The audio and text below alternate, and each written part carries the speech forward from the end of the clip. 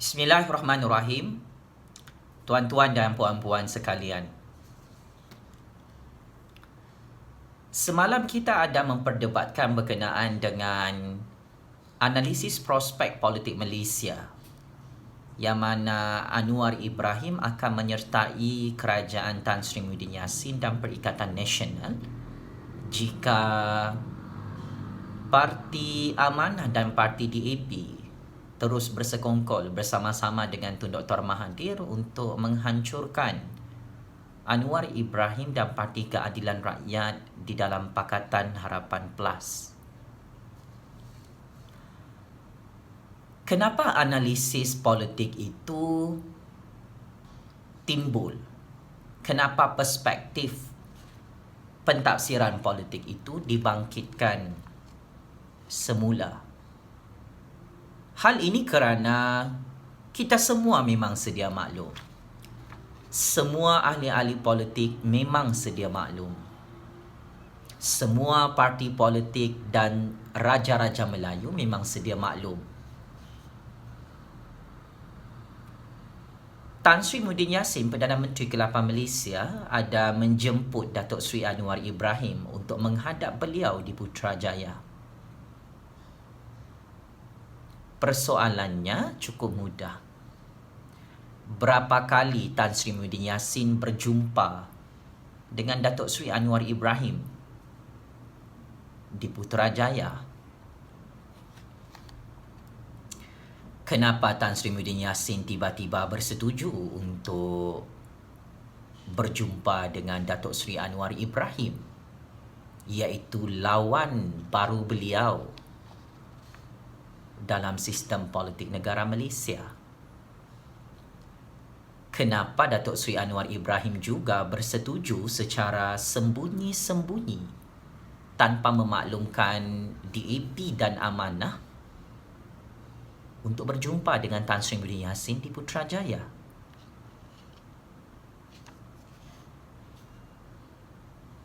Atas tujuan apa pertemuan antara Tan Sri Muhyiddin Yassin dan Datuk Seri Anwar Ibrahim yang boleh dianggap sebagai pertemuan sulit politik di Putrajaya? Apakah intipati-intipati rahsia perjanjian politik sulit di antara Tan Sri Muhyiddin Yassin dan Datuk Seri Anwar Ibrahim? Ini adalah perkara yang menjadi tanda tanya dalam kalangan rakyat Malaysia, pemerhati politik Malaysia dan pemain-pemain utama dalam politik negara Malaysia, tuan-tuan dan puan-puan. Mari kita cuba jawab soalan-soalan yang tadi saya keluarkan.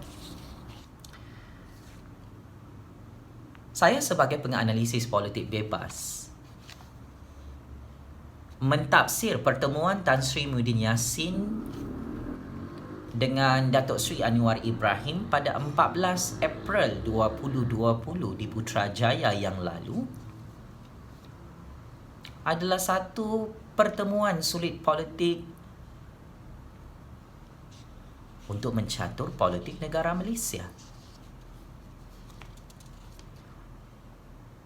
Saya mentafsir pertemuan ini adalah untuk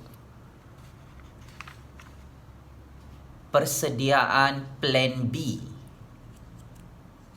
untuk kem Tan Sri Muhyiddin Yassin di dalam Perikatan Nasional dan juga plan B untuk Anwar Ibrahim dan Parti Keadilan Rakyat.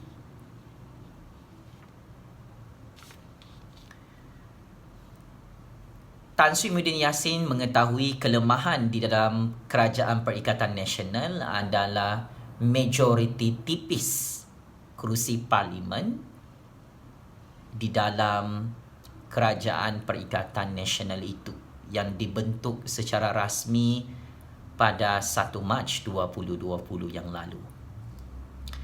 Anwar Ibrahim juga mengetahui kelemahan beliau di dalam Pakatan Harapan ialah dia sudah mula menghidu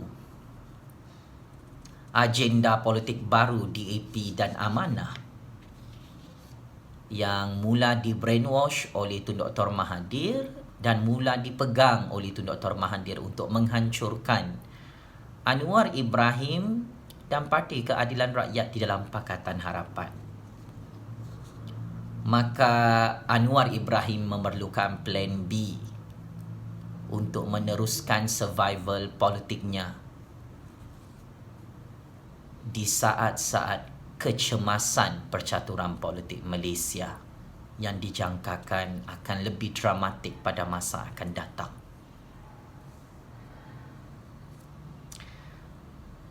Di dalam politik ini, ia adalah tentang kuasa. Maka Tan Sri Muhyiddin Yassin melihat Anwar Ibrahim boleh menjadi sebahagian daripada plan B untuk legasi politik Tan Sri Muhyiddin Yassin itu kekal menjadi Perdana Menteri ke-8 Malaysia dan boleh menjadi Perdana Menteri ke-9 Malaysia pada PRU 15 akan datang.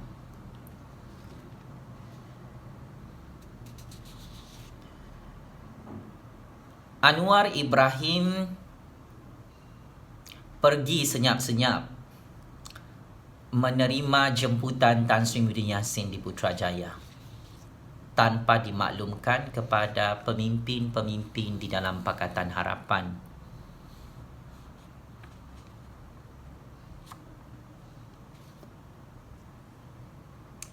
Perkara asas yang kita memang sedia maklum, Tan Sri Muhyiddin Yassin mahu digulingkan oleh Tun Dr. Mahathir. Kerana di belakang Tan Sri Muhyiddin Yassin itu adalah Raja-Raja Melayu. Tun Dr. Mahathir tidak gembira Tan Sri Muhyiddin Yassin menjadi Perdana Menteri ke-8 Malaysia di dalam keadaan Tun Dr. Mahathir tidak boleh memegang kepala Tan Sri Muhyiddin Yassin. Kerana kepala Tan Sri Muhyiddin Yassin itu dipegang oleh Raja-Raja Melayu. Maka titik pertembungan tersebut, Tan Sri Muhyiddin Yassin mengambil perkara itu dengan sangat serius bahawa benar Tun Dr. Mahathir merencana dan merancang untuk menggulingkan kerajaan Tan Sri Muhyiddin Yassin di Putrajaya dengan apa cara sekalipun.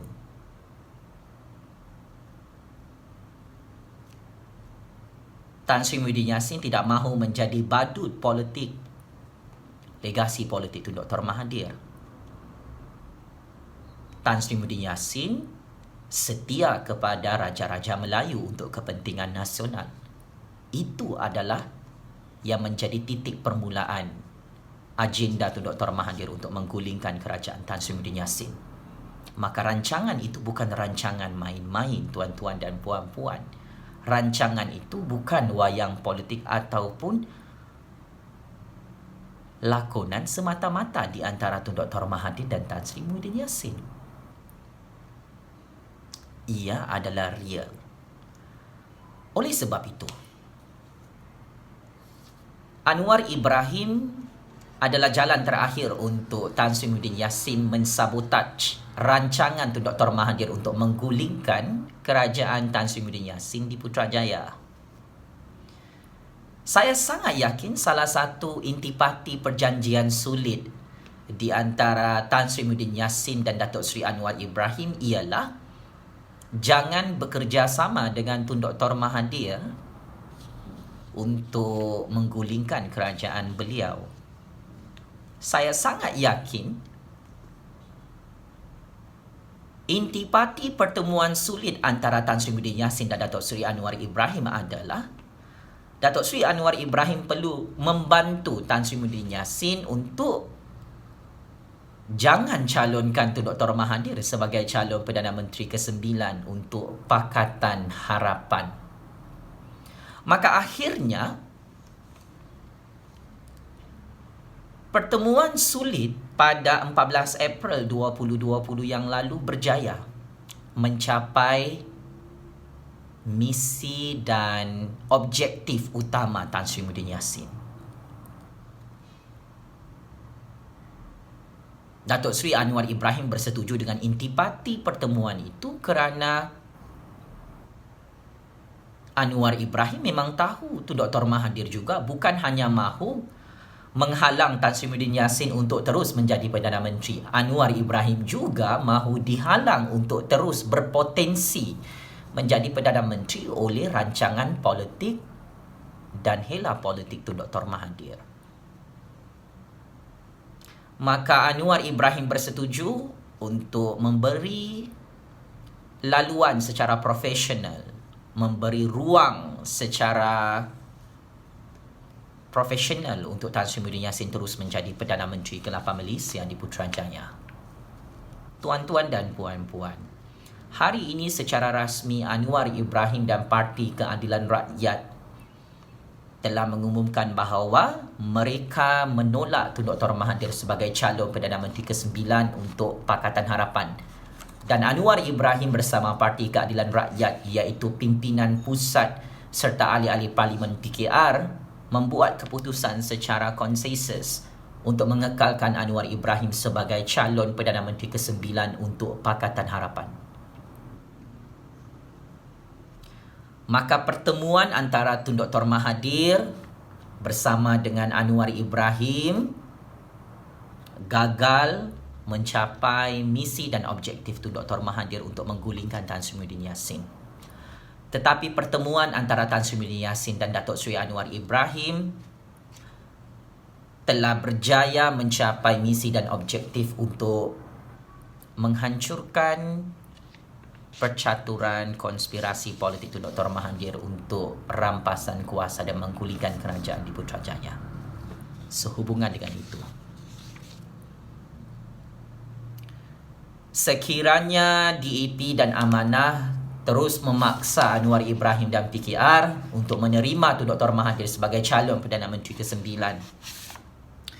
perisikan politik dan maklumat sulit ada membocorkan bagaimana besar kemungkinan kerajaan DAP di Pulau Pinang akan tumbang tidak lama lagi. Hal ini kerana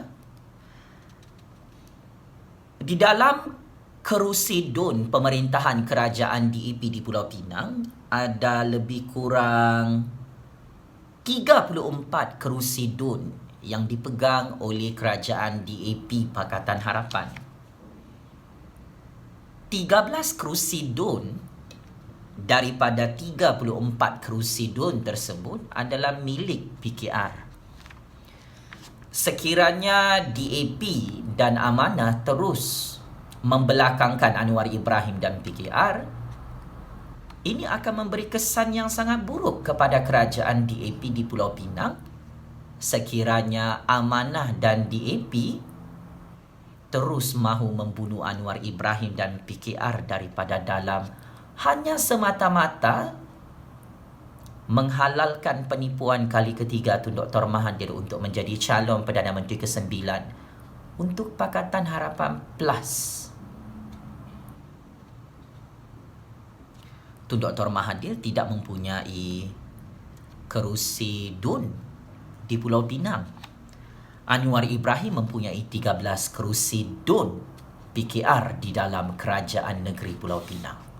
Maka pilihan di tangan Lim Kit Siang, Lim Guan Eng dan pemimpin-pemimpin DAP. Jika perpecahan di dalam Pakatan Harapan atas nama pergaduhan mencalonkan nama Perdana Menteri ke-9 untuk PRU 15 akan datang dan untuk kembali berkuasa di Putrajaya, saya kira bukan kerajaan DAP di Pulau Pinang sahaja yang akan tumbang. Kerusi DUN PKR di dalam kerajaan negeri Selangor sangat banyak. Lim Kit Siang, Lim Guan Eng, wahai DAP. Jika Anwar Ibrahim mengisytiharkan perang dingin di dalam Pakatan Harapan untuk menarik balik sokongan PKR kepada kerajaan Pakatan Harapan di dalam kerajaan negeri Selangor, kerajaan DAP Selangor juga boleh tumbang sekelip mata. Di Negeri Sembilan, kerusi DUN PKR juga sangat banyak. Lim Kit Siang dan DAP teruskan membunuh Anwar Ibrahim dan PKR secara perlahan-lahan.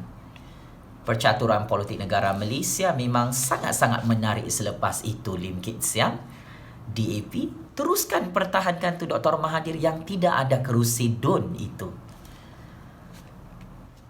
Syafiee Apdal dan Kerajaan Warisan di Sabah juga boleh tumbang kerana ada beberapa kerusi DUN PKR di Sabah.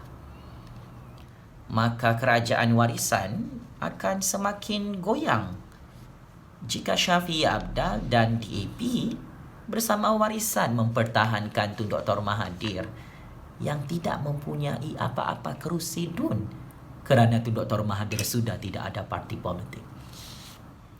Secara tuntasnya, saya kira bukan sekali sahaja Tan Sri Muhyiddin Yassin dan Anwar Ibrahim berjumpa untuk membincangkan percaturan politik baru bagi masa depan baru politik negara Malaysia. Saya kira Tan Sri Muhyiddin Yassin akan terus menghancurkan kerajaan DAP di seluruh negara. Dan Anwar Ibrahim bersama Parti Keadilan Rakyat adalah peluru dan senjata terakhir untuk Tan Sri Muhyiddin Yassin dan Raja-Raja Melayu mengajar Tun Dr. Mahathir dan DAP tentang ketertinggian dan kedaulatan kuasa Raja-Raja Melayu yang tidak boleh dihancurkan oleh Tun Dr. Mahathir dan Parti Roket Malaysia.